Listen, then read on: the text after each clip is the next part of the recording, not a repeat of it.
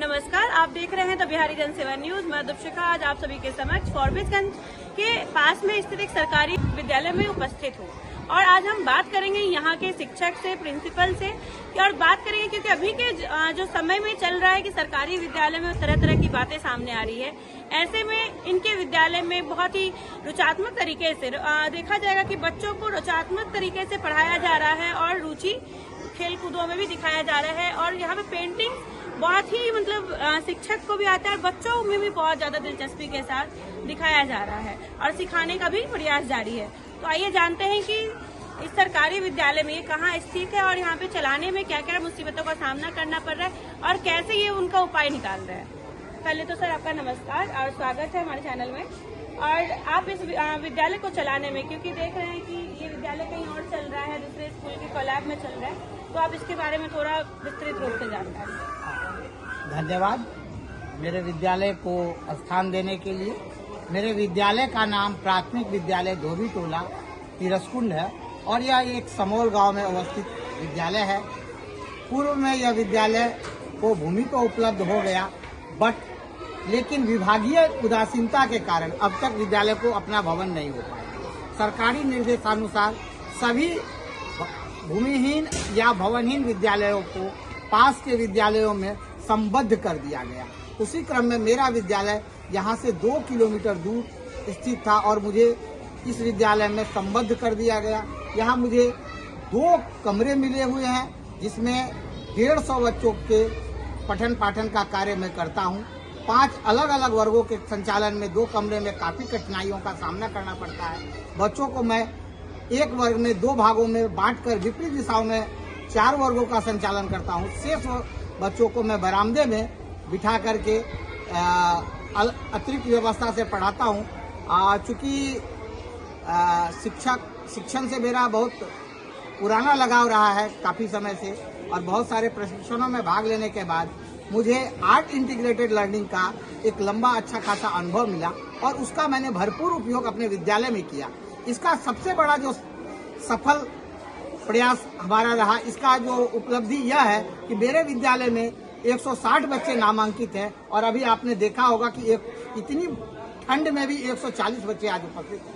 80 से 90% विद्यालय बच्चे प्रतिदिन आते हैं और यह एक सरकारी विद्यालयों के लिए बहुत बड़े आश्चर्य की बात है, इतनी ज्यादा संख्या में बच्चों का उपस्थित होना। और इसके लिए मेरा मेरे सहायकों का जो मेरी सहायक शिक्षिका है, इसके साथ ही मेरे विद्यालय में जो रसोइया भाई बहन है वो भी मेरे पठन पाठन में सहयोग करते हैं। तो इन लोगों का अहम योगदान है जिसके कारण कि हमारे विद्यालय में बच्चे नियमित आते हैं, ड्रेस में आते हैं और जितना संभव हो पाता है मैं अपने बच्चों के लिए करता हूं। और हमारे विद्यालय के बच्चे काफ़ी प्रतिभाशाली हैं। आपने देखा होगा कि तरह तरह के क्राफ्ट वर्क हो, फाइन आर्ट के वर्क हो, इसके अलावा मैथ का भी बहुत ही टैलेंटेड तरीके से बहुत ही फास्टली वो सॉल्व करते हैं।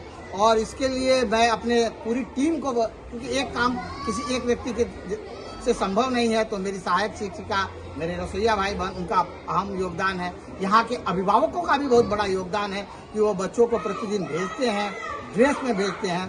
क्योंकि सरकारी विद्यालयों में इस तरह की व्यवस्था पाना बहुत ही मुश्किल कार्य था। हालांकि इसको पाने में मुझे काफ़ी समय लगा, पर मैं यहाँ के ग्रामीणों का, अभिभावकों का और अपने पूरी टीम को धन्यवाद देता हूँ। जैसा कि यहाँ पे देखने को मिल रहा है कि बच्चे काफी टैलेंटेड है और ठंड इतनी ज्यादा है इस एरिया में, और आपने बच्चों के बीच स्वेटर वितरण का कार्यक्रम कुछ दिनों से शुरू किया है, तो ये क्या माहौल बना या फिर ऐसी उन बातों को आपने नजर में रखा कि बच्चों के बीच स्वेटर वितरण करने का ये आपके मन में ख्याल आया?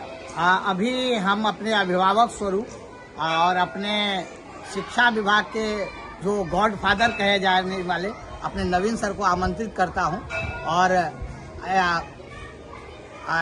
नवीन सर का मैं परिचय दे दूं, यह हमारे शिक्षक संघ के जिला सचिव है और मेरा सौभाग्य रहा कि जो मेरा विद्यालय था इनके दरवाजे पर संचालित होता था। इन लोगों के दिया हुआ भूमि पे ही मेरा विद्यालय अवस्थित है और सर का मार्गदर्शन हमेशा मिलता रहा।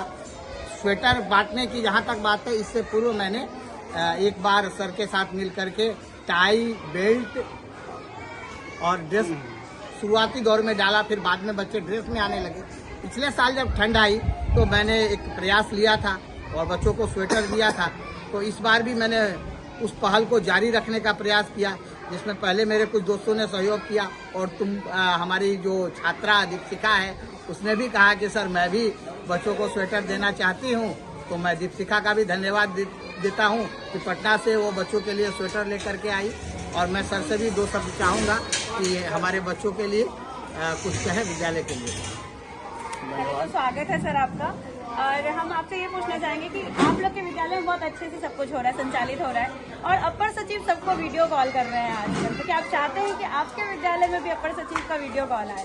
मैं तो यह चाहता हूं कि मेरे यहाँ अपर सचिव ही आ जाए तो अच्छा रहेगा, क्योंकि दिन रात हम लोग जितने भी शिक्षक शिक्षिका हैं और ग्रामीण परिवेश आप देख रहे होंगे वो गेट है हमारे ग्रामीण परिवेश के द्वारा है। हम लोग चाहते हैं कि शैक्षणिक माहौल को इतना ऊपर ले जाऊं कि हमारे बिहार जो पिछड़े राज्य हैं, हमारे गांव जो पिछड़े हैं, इनको थोड़ा सा ऊपर उठा के यहाँ के बच्चे भी उसी तरह एसके सिद्धार्थ और के पाठक और डीएम सीएम बने। ये मैं हर वक्त प्रयास करता हूँ, समय से पहले आना, समय के बाद जाना, विद्यालय की व्यवस्था को संयमित रखना, ये सब मैं शुरू से ही मैं इस विद्यालय में पढ़ा भी हूँ, ये मुझे गर्व की बात है।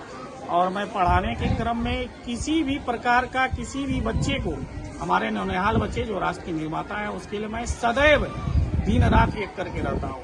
अभी में मैं कोसक क्षेत्र में जो बच्चे नहीं आए उसके लिए मैं गया हुआ था, तो मैंने देखा कि कई बच्चे कुछ गरीबी रेखा में हैं जो खेत में काम कर रहे थे। उनके माता पिता से मिला और मैंने कहा कि इनको स्कूल भेजिए, स्कूल में सरकारी सारी सुविधाएं दी जा रही, पढ़ने के लिए पुस्तक है, खाने के लिए भोजन है, पहनने के लिए वस्त्र दी जा रही है। तो शिक्षा ग्रहण कीजिए, अपने बच्चे आगे बढ़ जाएंगे। ये बहुत अच्छा। और मेरा आखिरी सवाल रहेगा कि आप बच्चों को और जो भी शिक्षक हैं शिक्षिकाएं हैं जिनके लिए भी बीच में आ रहा था कि अपर सचिव, इससे पूर्व वाले भी थे और अभी वर्तमान में जो है उनके लिए एक बात आ रही है कि वो बहुत टॉर्चर करके रख रहे हैं, तो आप बच्चों और शिक्षकों से क्या कहेंगे? क्या ये चीज सही है और निवेदन क्या करना चाहिए? मैं बच्चों और शिक्षकों से मैं यह निश्चित रूप से कहूंगा कि आप अपने जो कर्तव्य के लिए आए उस कर्तव्य का पालन निश्चित रूप से बखूबी ढंग से निभाइए, ताकि ऐसा दिन के पाठक महोदय, इससे पहले मुख्य सचिव थे हमारे अभी सिद्धार्थ साहब हैं, ये दोनों अच्छे काम कर रहे हैं। ये हम लोग अगर काम कर रहे हैं तो मुझे गर्व होनी चाहिए, मैं अच्छा करूं, मेरे यहाँ आवे। और इससे मैं बिहार के तमाम शिक्षक और बच्चों को संदेश देना चाहूंगा कि जब सरकार की मूलभूत सुविधाएं दी जा रही तो उसका लाभ लेके हमें शिक्षा ग्रहण करके जीवन को रंगीन बनाना चाहिए, कुशल बनाना चाहिए। जैसा कि अभी आपने देख लिया कि जहाँ पे बिहार में कितने सरकारी स्कूल से लगातार कहीं ना कहीं बहुत सारे खबरें आ रही है और आप ये भी देख रहे होंगे नकारात्मक खबरें भी लगातार बनी हुई है।